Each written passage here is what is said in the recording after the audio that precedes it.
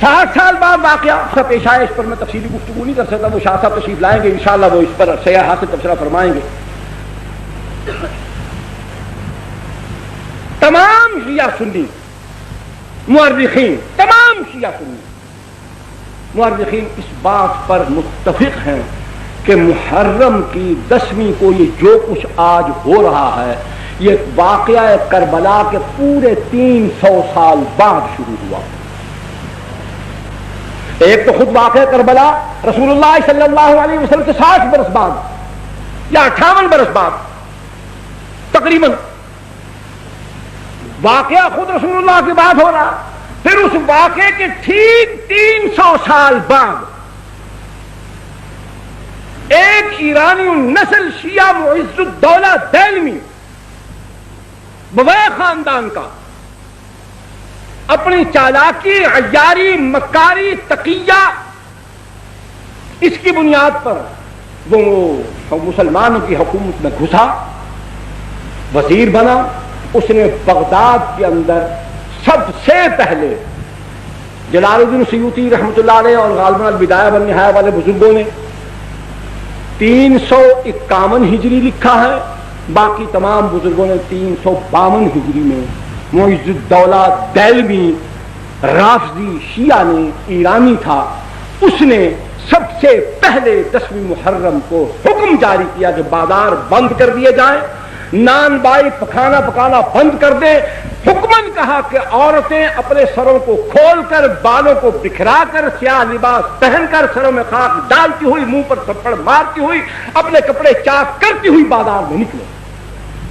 یہ حکمن اس نے کرایا۔ نمبر 2، سب سے پہلے قبہ گنبد نما ایک گنبد بنوا کر شہر کے چوک میں رکھوایا، اس پر ٹاٹ ڈالے، وہ نمونہ بنایا سیدنا حسین رضی اللہ تعالیٰ عنہ کے مزار کا۔ یہ پہلا کام بھی اسی نے کیا۔ تیسرا، اپنے دور حکومت کے اندر بغداد کی تمام مساجد کے دروازوں پر تمام صحابہ کرام بالخصوص سیدنا معاویہ رضی اللہ تعالیٰ عنہ پر لعنت لکھی ہوتی تھی۔ یہ معز الدولہ دہلوی حرام خور خنزیر، سب سے دنیا کا کوئی مورخ یہ بات ثابت نہیں کر سکتا، قسم خدا کی کھا کر کہتا ہوں، میں غریب آدمی ہوں، نقد دینے کا دعویٰ نہیں کر سکتا، میں جھوٹا ثابت ہو جاؤں تو سر بازار مجھے 100 کوڑے مارتے ہیں۔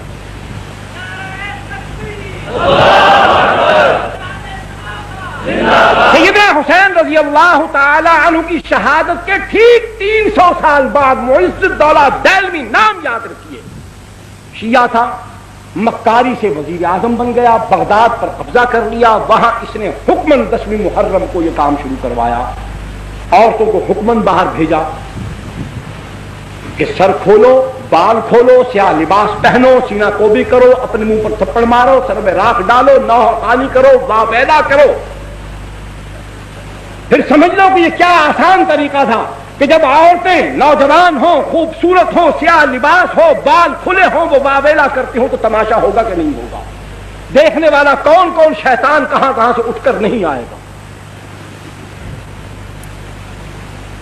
اور یہاں تو وہ کیا ہے آگے اس حالت میں وہ یاد نہیں آ رہا، فارسی کا شعر ہے کہ بڑے بڑے عباد اور زہاد جو ہوتے ہیں ان کا وضو بھی ٹوٹ جاتا ہے، تسبیحیں ہاتھ سے چھوٹ جاتی ہیں۔ اس انداز میں اگر بازار کے اندر حسن کی فراوانی ہو اور جلوہ یار یوں حشر بدامہ ہو کر نکلے تو پھر کہاں کون ٹھہر سکتا ہے؟ بغداد کی سرزمین، بادشاہ کا حکم، اقتدار کا حکم، پھر کون نکلا ہوگا اور کس کس کو نکالا گیا ہوگا؟ کیسی کیسی ڈھونڈ ڈھونڈ کر نکالی ہوں گی، کیسے کیسے جلوے مہیا کیے گئے ہوں گے، کیسی کیسی افسرائیں نرتقیں دکھاتی ہوئی وہاں جلوہ افروز ہوئی ہوں گی۔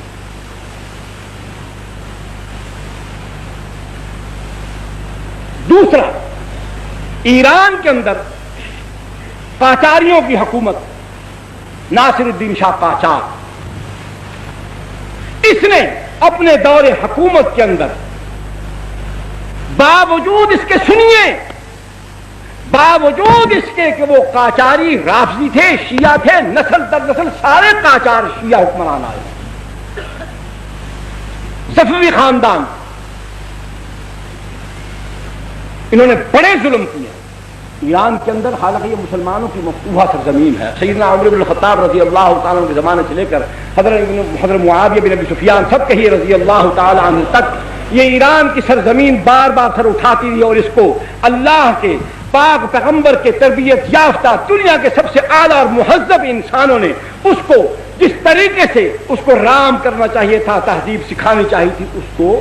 سمجھایا، سکھایا، لتاڑا پتاڑا چٹھاڑا فتح کیا، دین سمجھایا۔ لیکن پھر وہاں رافضیت کیوں پھیل گئی؟ بالکل انہوں نے وہی عمل کیا جو عمل آج، میری طرف توجہ فرمائی، جو عمل آج پاکستان میں جاری ہے۔ انہوں نے وہاں سنی مسلمان عوام کو کچھ نہیں کہا، صفوی خاندان کے بادشاہوں نے 20,000 سے زائد علماء کو قتل کر دیا، صرف علماء کو قتل کیا۔ تو علماء کے قتل ہو جانے کے بعد نہ دین بتانے والا کوئی ہوگا، نہ سمجھانے والا کوئی ہوگا، تو پھر جو ہم کہیں گے وہ خود بخود لوگ قبول کرتے چلے جائیں۔ بیداری تو علماء پیدا کرتے ہیں، علم ان کے پاس ہوتا ہے، سمجھاتے وہ ہیں، پڑھاتے وہ ہیں۔ عقائد کی اصلاح ہو، اعمال کی اصلاح ہو، اخلاق کی اصلاح ہو، سیاسیات کا معاملہ ہو، اجتماعیات کا معاملہ ہو، جب بتانے والوں کو، سمجھانے والوں کو، سکھانے والوں کو، رہبری کرنے والوں کو، قیادت کرنے والوں کو، سیادت کرنے والوں کو، ان سب کو مٹا دیا گیا، جس طریقے سے پاکستان کے اندر احسان اللہ فاروقی کو شہید کر دیا گیا، علامہ احسان اللہ ظہیر کو شہید کر دیا گیا، فیض عالم صدیقی کو بھی قتل کر دیا گیا، مولانا سید منظور الحسن شاہ صاحب ہمدانی رحمۃ اللہ علیہ، خیر بٹامی والے، ان کو شہید کر دیا گیا، مولانا حق نواز شہید رحمۃ اللہ علیہ کو شہید کر دیا گیا، ایثار القاسمی کو شہید کر دیا گیا، عبدالصمد آزاد لئیے والے کو شہید کر دیا گیا، مولوی محمد یوسف فیصل آبادی کو شہید کر دیا گیا۔ کتنے علماء شہید ہو چکے ہیں؟ سنی مسلمان نوجوان کام کرنے والے کارکن اس کے علاوہ 100 سے زائد وہ ہیں، خفیہ طریقے سے جن کو مارا گیا ہے وہ الگ ہے۔ جب اسی طریقے سے اہل سنت والجماعت کا طرز عمل یہی ہوگا جو آج ہمارا ہے، تو بالکل وہی صفوی خاندان والا عمل پاکستان میں شروع ہو چکا ہے۔ یہ بھی اس بات کی نشاندہی کرتا ہے کہ سنی سن ہو چکا ہے، اس کے اندر غیرت دینی مر چکی ہے، اس پر پھٹکار پڑ گئی ہے کہ صحابہ کے پر لعنت بھیجنے والے مردود ملعون لوگوں کے ساتھ تعلقات کی وجہ سے خدا نے اس کا ایمان سلب کر دیا، اس سے غیرت دینی چھین لی۔ قاجاری خاندان، صفوی خاندان نے ایران کے اندر اسی طرز عمل کے ساتھ رافضیت کو پھیلایا، حکمن وہاں جلوس نکلوائے۔ پھر اس کے بعد ہندوستان کی سرزمین پر زور و شور کیوں پیدا ہوا؟ کیا ہے؟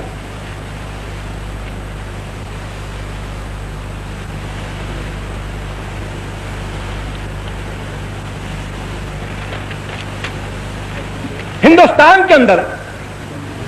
بھئی آپ توجہ میری طرف رکھیں، کان اور آنکھ میری طرف رکھیں، ہاتھ جیب میں ڈالتے جائیں، اس پر میں کوئی اعتراض نہیں کرتا۔ بالکل جی، بسم اللہ۔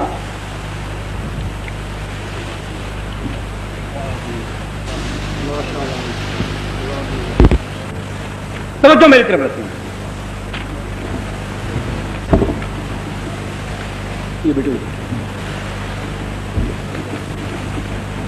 ہندوستان میں اورنگزیب عالمگیر رحمت اللہ علیہ کے بعد لکھنؤ کے علاقے میں، اودھ کے علاقے میں، یہاں ایک گورنر تھا، نمائندہ تھا مغلیہ سلطنت کا۔